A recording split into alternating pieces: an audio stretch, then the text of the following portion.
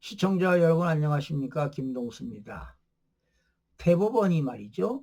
이재명 후보의 공직선거법 사건을 유죄 취지로 파기 환송한 것에 대해 지금 헌정사상 초유의 대법원장 탄핵이 추진되자 법원 안팎에서는 당혹감을 감추지 못하고 있습니다.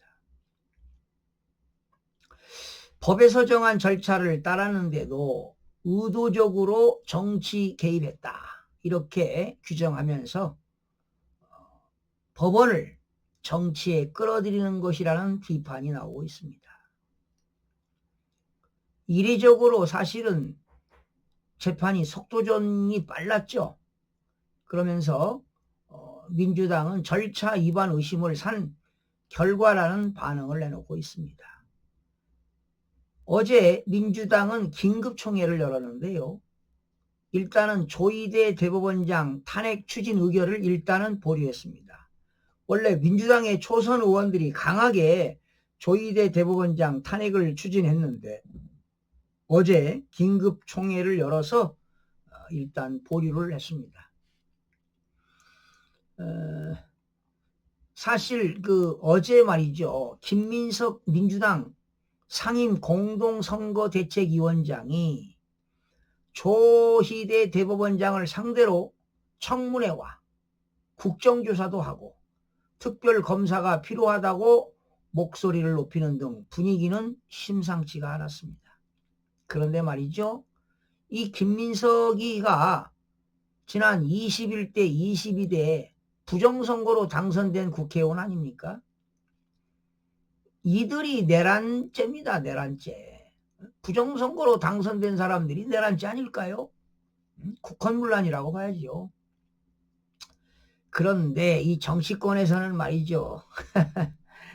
이러면 안 되지 않습니까?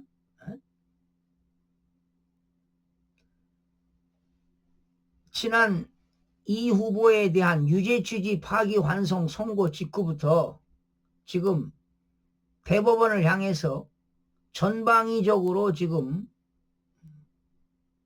공세가 이어지고 있습니다.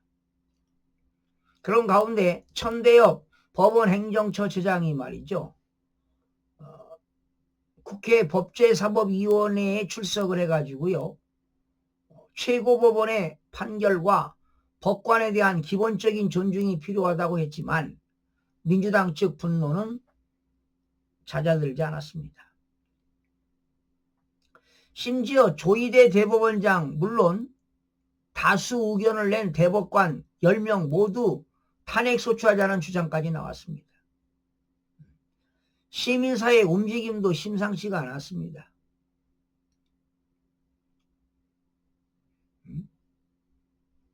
일부 시민단체는요. 조희대 대법원장을 선거법 위반 등 혐의로 고위공직자 범죄수사처에 고발하기도 했습니다. 참 대한민국이 완전히 좌우로 쪼개졌네요.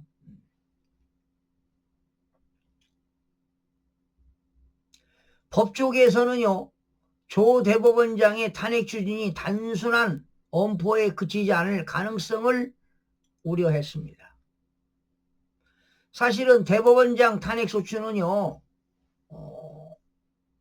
국회 제적의원 3분의 1 이상이 발의하고요.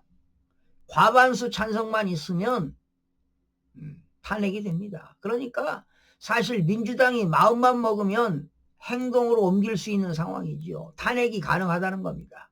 그러나 이제 탄핵이 소추가 되면 헌재에서 또 이제 결정을 내려야 되겠죠.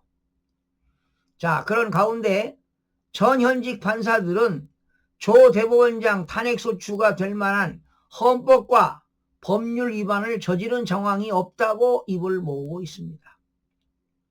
대법원 재판연구관으로 근무했던 부장판사는 대법원장이 절차에 관해 주재할 수 있어도 결과까지 드라이브를 걸 수는 없다며 대법관들이 거수기 역할을 했다고 생각하는 게 이해가 가지 않는다고 꼬집었습니다. 만약에 상고기각 결론이 나왔다면 오히려 신속한 결정으로 불확실성을 제거했다고 칭찬하지 않겠느냐 이렇게 반문하기도 했습니다. 다른 현직 부장판사도 조 대법원장은 일관되게 선거법 신속재판 원칙을 지키고자 이야기해왔다면서 같은 결론이 4주 뒤에 나왔으면 혼란이 더 컸을 겁니다. 결론이 나왔는데 유력 대선 후보라는 이유로 눈을 감는 건 역시 원칙에 안 맞는 것 아니냐 하고 거들었습니다. 민주당이 주장하는 짧은 심리 기간 등의 문제도 본질을 벗어난 지적이란 견해가 적지 않습니다. 충분히 이해가 갑니다. 이렇게 짧은 기간에 판결을 내느냐 하는 것이죠. 자, 재판연구관을 지낸 현직 판사는 대법원은요, 상고 이유서가 제출되면 상고 이유를 중심으로 판단하는 것이고 전체 기록을 다 읽어야 하는 건 아니라고 설명했습니다. 어떻게 6만 표지를 다 봅니까? 상고 이유서만 가지고도 판단할 수가 있는 것이죠. 주요 자료의 경우 출력물로 읽는 만큼 로그 기록만으로 졸속 판결을 논하는 것이 어불성설이라는 의견도 제기되고 있습니다.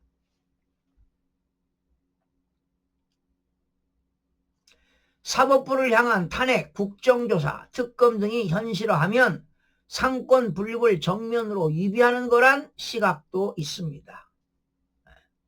한 부장판사는 상권 분립을 생각해 대법원장이 청문회 등에 출석하지 않는 것이 관례이고 특정 사건에 대해 국정조사도 하지 않는 것이라고 잘라 말했습니다.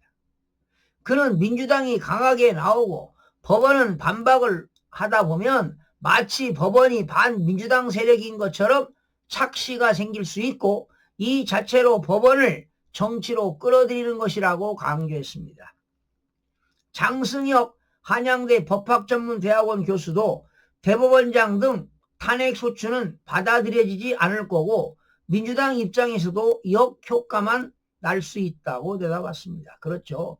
지금 상황에서 민주당이 이런 대법원장과 대법관들을 탄핵소추한다는 것은 오히려 역효과만 날 수가 있어요.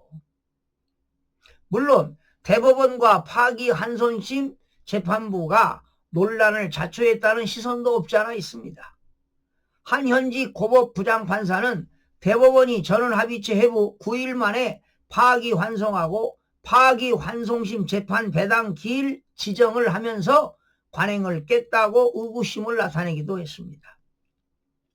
앞서 대법원 선고 다음 날 1일날 선고하고 2일에도 현직 판사 2명이 법원 내부망 코트넷에 이례적으로 빠른 선고가 정치행위 의심을 초래할 수 있다는 취지의 글을 올리기도 했는데 당연한 얘기죠. 대법원 5월 1일날 선고했는데 2일날 이렇게 법원 내부방에 코트넷이죠. 이러한 현직 판사들이 이례적으로 빠른 선고를 했다는 것은 정치행위 의심을 초래할 수 있다. 틀린 얘기는 아닙니다. 그러나 조희대 대법관이 이 공직선거법만큼은 633 원칙을 지켜야 된다고 취임 때부터 강조했던 사안입니다.